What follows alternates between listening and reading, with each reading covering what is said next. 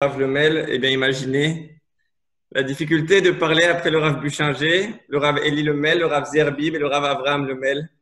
En tout cas, chez nous, nous sommes gâtés d'être entourés de tels rabbanim. Ce cours sera l'Elou Nishmat, Maxima Emod Ben Rachel, et pour la réfoua chez les mains de la femme de mon Rav, Yael Bat Brouria, et pour la réfoua de Isabelle Miran Taïb Bat Raymond Kamaï Satayeb, qu'elles aient une réfoua chez les mains, réfoua Tanefesh, réfoua Tagouf, Betor Kol Cholé Amo Israël. Nous sommes dans le passage de Baruch HaMakom Baruchu. Béni soit l'endroit, béni soit Hachem, béni soit-il. Baruch Shnatan Torah el Amo Israël, béni soit celui qui a donné la Torah au Bnei Israël, Baruchu, béni soit-il. Dans ça, il faut remarquer que le mot Makom, qui veut dire l'endroit, le lieu, l'omniprésent, en référence à Kadosh Baruchu qui emplit tout l'espace, eh bien cette appellation Makom qu'utilise la Haggadah pour valeur numérique 186, qui est égale à la somme de la racine carrée des lettres qui constituent le nom de Dieu, Yud, puis He, puis Vav, puis He. Le Yud, c'est 10, la racine carrée, c'est 100. Le He, c'est 5, la racine carrée, c'est 25. Le Vav, c'est 6, la racine carrée, c'est 36. Puis le He, c'est 5, et la racine carrée est 25. La somme, 100 plus 25 plus 36 plus 25, c'est bien 186, qui est la même valeur numérique que ce nom Makom qu'utilise la Haggadah. Rabbi Yehuda Levi, l'auteur du Kuzari, exprime d'ailleurs très poétiquement ce paradoxe d'Hachem. Lui qui emplit tout l'univers et qui sait aussi se rendre invisible. Voici les mots du Kuzari. Ayem saeka, alo ata tamir venelam, vaye lo em saeka, kevodecha male olam. Où puis-je te trouver, Hachem? Tu es caché et introuvable.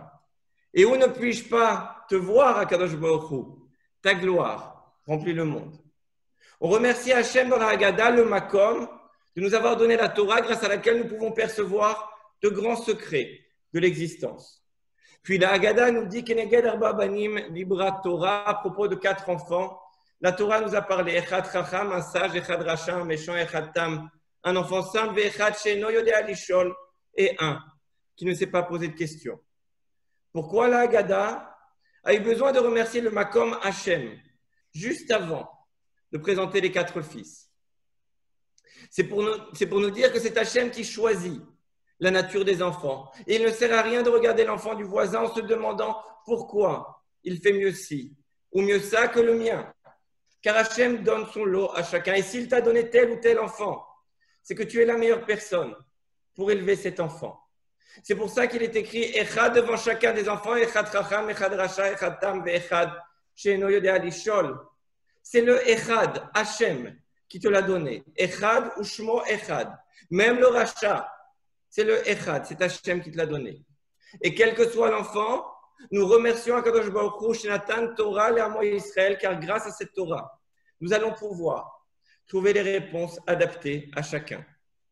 Alors si la Torah est la clé de l'éducation, que nous dit-elle sur le Chinour, l'éducation? Comment Hachem nous a guidés dans cette aventure si complexe? Vous connaissez, vous, un passage de la Torah qui parle d'éducation, une paracha sur le Chinour? Le Chinour est un sujet tellement important qu'Hachem t'en a donné le secret dans le premier paragraphe de Shema Israël. Ce passage qui est sur toutes les lèvres de Ham Israël.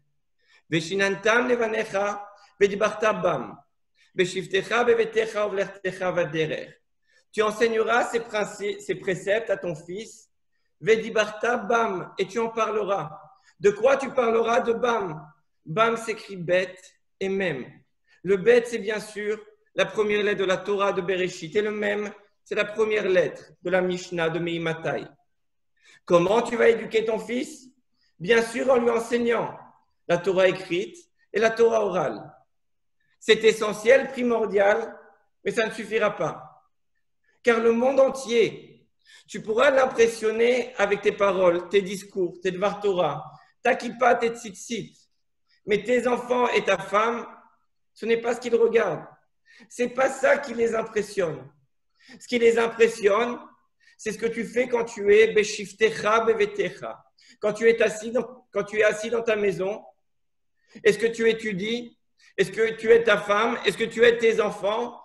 Ou tu joues à regarder ton téléphone toute la journée? Est-ce que tu rentres en souriant ou en faisant la tête?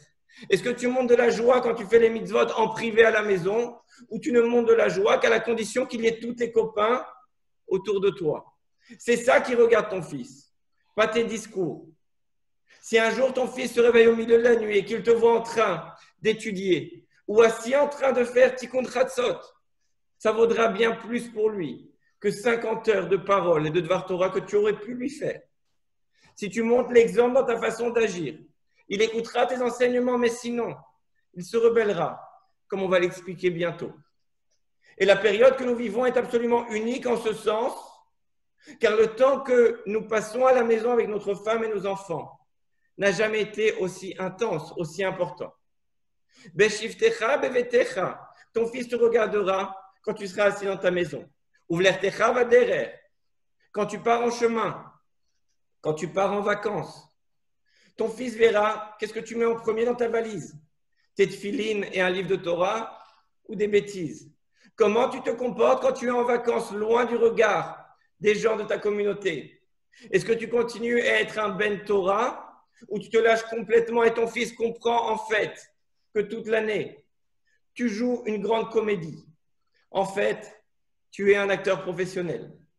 Papa, quand tu fais tes allers-retours entre Israël et Paris, est-ce qu'on ressent que c'est dur pour toi de nous quitter ou bien que c'est ton moment de respiration?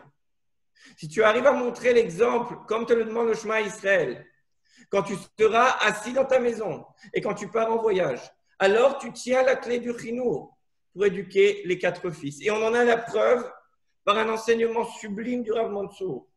Juste avant le passage des 4 fils, nous venons de parler du passage dans la Haggadah où 5 rabbanim éminents étaient assis à Bnei Brak pour discuter de la sortie d'Égypte. Et voici que leurs élèves arrivent pour leur dire qu'est arrivé l'heure du Kriyat Shema du matin. Qui étaient ces élèves? Qui sont les premiers élèves d'un homme? Eh bien, c'est bien sûr ses enfants. Leurs enfants sont venus leur dire, on vous a observé et on a vu avec quelle intensité, avec quelle vérité vous avez étudié toute la nuit. Vous nous avez éduqués par l'exemple, un exemple qui est la solution à l'éducation des 4 types de fils. Et c'est pour ça, écoutez bien, qu'ils ont dit Igiyazman Kriyat Shema Shel Shachrit. Voici venu l'heure du Kriyat Shema de Shachrit. On sait bien que c'est le schéma de Shachrit du matin, étant donné qu'ils ont étudié la nuit. Mais Shachrit s'écrit Shin, Chet, Resh, Yud et Tav. Le Shin et le Yud de Shachrit sont en référence aux initiales de She'eno Yodea, l'Ishol. Le Resh, c'est la première lettre du Racha. Le Chet, c'est la première lettre du Chacham. Et le Tav de Shachrit, c'est pour désigner le Tam. En montrant l'exemple, vous avez la clé de voûte de l'éducation des 4 fils. Celui qui ne s'est pas posé de questions, le Racha, le Tam et le Chacham. Et on va renforcer cette idée par un enseignement extraordinaire du Malbim sur les 4 fils. Le Malbim est un rave qui a vécu au 19e siècle et qui a été très fortement confronté à la Haskalah, les mouvements d'émancipation en Europe. Il explique que la façon dont les 4 fils sont présentés dans la Haggadah représente comment une famille peut sortir du chemin de la Torah. Et l'ordre par lequel la Haggadah présente les fils, d'abord le Chacham, puis le Racha, puis le Tam, et enfin celui qui ne s'est pas posé de questions, eh bien cela suit l'ordre de la chute possible des générations dans une famille. Il explique que dans chaque famille, il y avait un Chacham, et c'est normal car les Juifs ne pouvaient traverser 2000 ans de galoute sans terre s'ils n'étaient pas attachés à la Torah. Donc chacun, s'il regarde derrière lui à 3, 4, 5, 6 générations, eh bien verra qu'il y avait un Chacham en haut de la pyramide. Et ce Chacham va avoir un fils. Et le fils est un détecteur pour repérer les contradictions qui existent chez les parents. Si le fils voit une cohérence entre le discours et les actes de son père, alors le fils deviendra lui-même Chacham. Mais si le fils voit que son père fait des grandes Torah, dit des choses, mais n'agit pas ainsi en privé, le fils va se mettre à mépriser la Torah. Il va considérer tout ça comme une grande blague.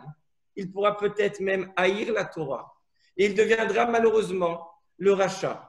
Ça rejoint d'ailleurs ce que disait le Rav Lemel sur les histoires que l'on raconte aux enfants. Attention de raconter du vrai à ton fils, car si tu racontes du faux, Tu n'auras pas beaucoup de cartouches avec ton fils. S'il voit une fois, deux fois, trois fois du faux, il n'arrivera plus à croire en rien. Les enfants aiment et sont sensibles au vrai. Donc le rachat, celui qui déteste la Torah, est presque forcément le fils du Chacham. Sinon, il n'a pas besoin, il n'a pas de raison d'haïr la Torah. Quelqu'un peut ne pas être religieux, mais il ne détestera pas la Torah. Pour haïr la Torah, il faut l'avoir vue de près. Et une personne qui est déçue peut se mettre à la détester. Un enfant qui verrait une trop grande différence entre l'intérieur et l'extérieur de son père peut se mettre à haïr la Torah et ça peut devenir le combat d'une vie. Un enfant est un détecteur atomique de contradictions et de manque de cohérence chez les parents. Alors le rachat va avoir un fils et ça sera le Tam. Il pose des questions simples, ce fils. Pourquoi simple? Car son père est le rachat. Donc il ne lui a rien appris de la Torah. Mais son grand-père est quand même le Chacham. Donc tous les ans, le Tam est à la table de son grand-père pour Pessah, qui soit a des contradictions dans sa façon journalière d'agir, mais qui fait une table de Pessah et un Seder selon les règles de l'art. Alors quand le fils du rachat voit ça, il pose des questions, il est étonné. Il n'a pas reçu d'éducation religieuse, donc sa question est forcément simple. Mais comme il est étonné par ce Seder, il questionne quand même. Le Tam va avoir un fils qui ne saura même plus poser de questions, car son père c'est le Tam, donc il n'a pas pu lui apprendre grand-chose, et son grand-père c'est le rachat. Donc, il n'y a plus de table de Pessah. Donc, cet enfant n'aura même plus de questions à poser. C'est pour ça que le fils du Tam sera celui qui ne sait pas poser de questions. Et ce qui est étonnant, c'est qu'il n'y a pas de cinquième fils. Car quand on en arrive au cinquième fils, le fils de celui qui ne savait pas poser de questions, il y a alors deux choix, deux voies. Soit le pauvre enfant s'est tellement éloigné qu'il épousera une non-juive, il ne comprendra même pas le problème. Ce qui est loin d'être une solution impossible. Je vous rappelle, les chiffres aux États-Unis, c'est 60% de mariages mixtes. Et dans ce cas, ces enfants seront non-juifs et il n'y aura donc pas de cinquième enfant juif. Soit l'enfant qui ne s'est pas posé de questions va se réveiller un jour en se disant « je suis juif ». Si on me traite de sale juif, je serai prêt à me battre. Et pourtant, je ne suis même pas capable de poser une question. Je ne connais rien de la Torah, de mes origines. J'ai peut-être fait Sciences Po, HEC, j'ai une culture générale dans tous les domaines, mais je sais à peine qui est Myriam, Batia, Balak. Je connais des noms, Abraham, Isaac et Yaakov, mais je n'en sais pas plus. Alors devant ce constat d'ignorance terrible, cet enfant va se mettre à se poser des questions, à étudier. Il va redevenir le Chacham de la famille. C'est ce que l'on voit dans de nombreuses familles, dont un membre a fait tchouva dans les 20 dernières années, grâce souvent à des rabbanim comme le Rav Lemel. Il n'y a donc pas de cinquième fils. Soit le fils de celui qui ne s'est pas posé de questions disparaîtra malheureusement en tant que juif, soit il deviendra le chacham de la famille. Enfin, pour conclure, bien que la Torah nous apporte des conseils extraordinaires, il ne faut pas oublier, comme nous l'avons dit plus haut, que c'est Akadosh Baruch Hu, le Makom, qui décide de la nature de l'enfant. Et comme nous le rappelle le Gaon, Rav Matityahu Salomon, dans le premier chapitre de son livre sur l'éducation, nous dit que le Rav de Brisk disait que la seule façon de réussir son éducation, c'est avec les larmes et les télim. Car dans le domaine de l'éducation, on a constamment besoin de l'aide d'Akadosh Baruch Hu. Il dit que le sidour d'une maman est la clé du chinour. Et le Rav Salomon, dans ce premier chapitre, qu'il appelle télim et larmes, nous dit que ce chapitre est bien plus qu'une introduction. Il nous dit que dans le reste du livre, il donnera beaucoup de conseils pour éduquer les enfants, mais que la prière d'une mère pour ses enfants est la pierre angulaire de tout. Et les enfants doivent savoir que les parents prient pour eux. Car une fois qu'on aura tout fait, il faudra les laisser grandir, comme une graine qu'on aurait plantée puis arrosée. À un moment, on ne peut plus rien faire d'autre. Il faut prier en espérant que cette plante pousse droite. Prier en espérant que nos enfants ne fassent pas de mauvaises rencontres et qu'au contraire, ils rencontrent des amis qui pourront les élever. Prier pour qu'au moment où l'on plante cette graine, on ne fasse pas les mauvais choix, on ne fasse pas le mauvais choix d'école, qu'on fasse le bon choix.